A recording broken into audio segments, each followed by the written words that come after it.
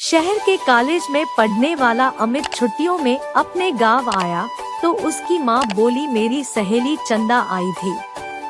वह और उसकी बेटी रंभा तुझे बहुत याद कर रही थी।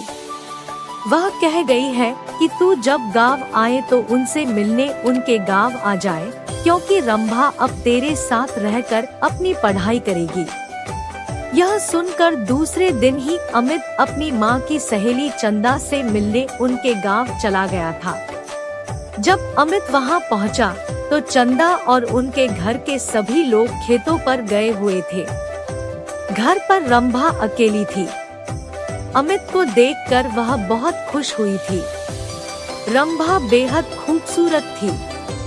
उसने जब शहर में रहकर अपनी पढ़ाई करने की बात कही तो अमित उससे बोला, तुम मेरे साथ रहकर शहर में पढ़ाई करोगी तो वहाँ पर तुम्हें शहरी लड़कियों जैसे कपड़े पहनने होंगे, वहाँ पर यह चुन्नी वुन्नी का फैशन नहीं है।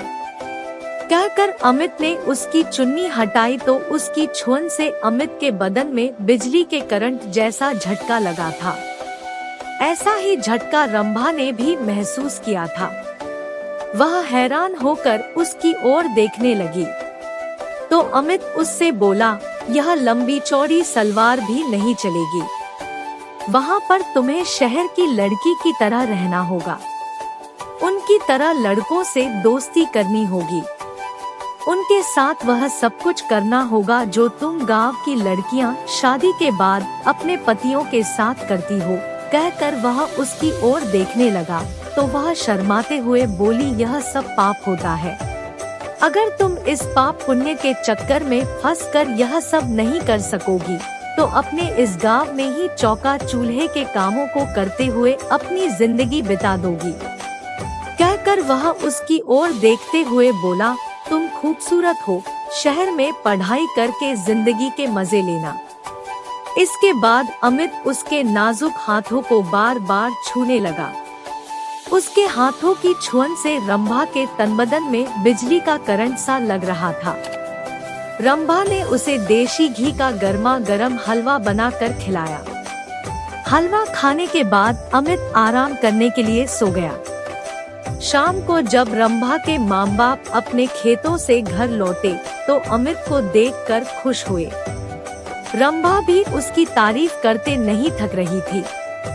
वह अपने माँ बाप से बोली, अब मैं अमित के साथ रहकर ही शहर में अपनी पढ़ाई पूरी करूंगी। यह सुनकर उसके पिताजी बोले, तुम कल ही इसके साथ शहर चली जाओ, वहाँ पर खूब दिल लगाकर पढ़ाई करना। जब तुम कुछ पढ़ लिख लोगी तो तुम्हें कोई अच्छी सी नौकरी मिल जाएगी, तुम्हारी जिंदगी बन जाएगी। फिर किसी अच्छे घर में इसकी शादी कर देंगे। आजकल अच्छे घरों के लड़के पढ़ी लिखी बहू चाहते हैं, रंभा की माँ ने कहा। तो अमित बोला, मैं दिन रात इसे पढ़ाकर इतना ज्यादा होशियार बना दूंगा कि फिर यह अच्छे अच्छे पढ़े लिखों पर भारी पड़ जाएगी। रंभा की माँ ने अमित के लिए खाने को अच्छे अच्छे पकवान बनाए। खाना खाने के बाद बातें करते हुए उन्हें जब रात के 10 बज गए तब उसके सोने का इंतजाम उन्होंने ऊपर के कमरे में कर दिया। जब अमित सोने के लिए कमरे में जाने लगा तो चंदा रंभा से बोली, कमरे में 2 पलंग है, तुम भी वहीं सो जाना। वहाँ पर अमित से बातें करके शहर के रहन सहन और अपनी पढ़ाई लिखाई के बारे में अच्छी तरह पूछ लेना।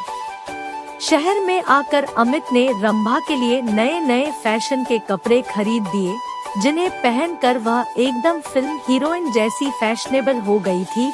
अमित ने एक कॉलेज में उसका एडमिशन भी करा दिया था।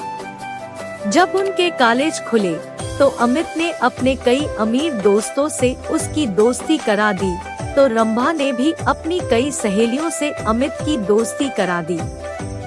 वीडियो आपको पसंद आया तो चैनल को सब्सक्राइब करें, बेल आइकन को दबा दें ताकि सभी नोटिफिकेशन आपको मिलता रहे। वीडियो को लाइक करें, शेयर करें।